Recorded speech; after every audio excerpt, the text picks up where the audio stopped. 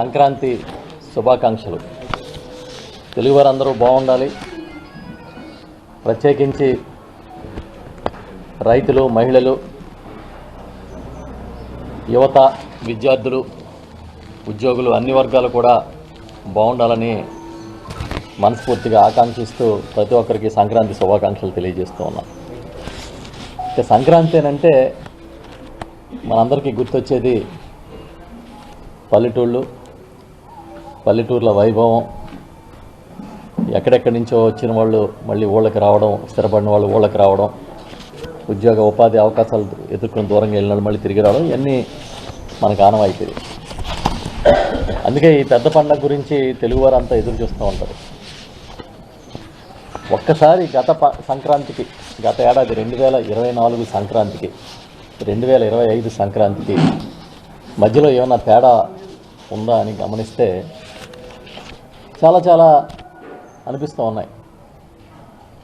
గత సంక్రాంతి నాటికి ప్రభుత్వం ప్రతి కుటుంబాన్ని, ప్రతి పేద కుటుంబాన్ని జగన్మోహన్ రెడ్డి గారి నాయకత్వంలో చేయి పట్టి నడిపిస్తుంది.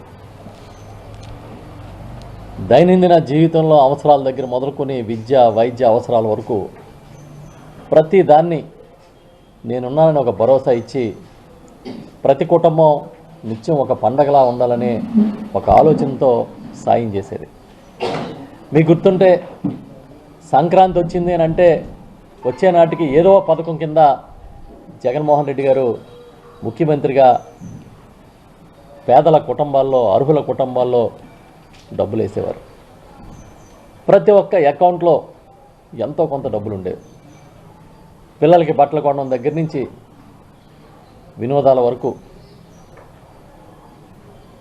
ప్రభుత్వ సాయంతో ప్రతి కుటుంబం ఎంతో కొంత మెరుగ్గా పండగ నిర్వహించుకునేవారు. కానీ దురదృష్టం ఏంటంటే ఈ సంక్రాంతి వచ్చే నాటికి చంద్రబాబు నాయుడు గారు ఒక్క పథకాన్ని అమలు చేయలే. చెప్పిందేమీ చేయకపోగా భారాన్ని మోపేశారు. కరెంటు ఛార్జీలు బాదురు భారాన్ని మోపారు. అమ్మఒడి కింద జగన్మోహన్ రెడ్డి గారు గతంలో డబ్బులు ఇస్తే నేను తల్లి వందనం అని ఇస్తానన్నారు, అది లేదు. ఆరోగ్యశ్రీ అయితే ఇవాళ ఆసుపత్రులు ఆపేసిన పరిస్థితి. ఇలా చెప్పుకుంటే పోతే సూపర్ 6 కాదు కదా, ఒక్క పథకాన్ని సక్సెస్ఫుల్గా ఇవాళ అమలు చేయట్లే. చిత్రం ఏంటంటే ఏదైనా అడిగితే అద్భుతం, అమోఘం అని వాళ్ళే సర్టిఫికెట్లు ఇచ్చుకుంటూ ఉన్నారు. నిజంగా ఇవాళ పండుగ ఎవరు చేసుకుంటున్నారంటే పేదలు చేసుకోవట్లే. గతంలో అర్హత ఉన్న ప్రతి మహిళ అకౌంట్లో డబ్బులుంటే ఒక పండగ వాతావరణం ఉండేది. కానీ ఈరోజు తెలుగుదేశం కూటమి ఆ నాయకులు లేకపోతే అధికారంలో ఉన్న వర్గాలు మాత్రమే పండుగ చేసుకుంటున్నాయి తప్ప మిగతా వాళ్ళకి పండుగలా లేదు. మీకే తెలుసు, వాళ్ళు మార్కెట్లో వెలవెలబోతున్నాయి.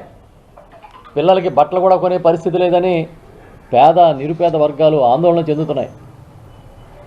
ఉద్యోగ ఉపాధి అవకాశాలు లేవు, పనులు లేవు. ఈ పరిస్థితి ఏ సంక్రాంతికి చూడలేదు. పండుగ వస్తుందనంటే ఒక ఉత్సాహమైన వాతావరణం ఉండాల్సింది. గ్రామాల్లో ఇవాళ నిరుత్సాహమైన పరిస్థితులు ఉన్నాయనేది నిర్వివాదాంశం. చంద్రబాబు నాయుడు గారు చెప్తా ఉన్నారు, ఇవాళ ఎక్కడ పత్రికలో చదివా, అసలు మా కుటుంబమే పండగలకి సొంత ఊర్లు వెళ్ళే ఆనవాయితీని ప్రారంభించిందని చెప్పి.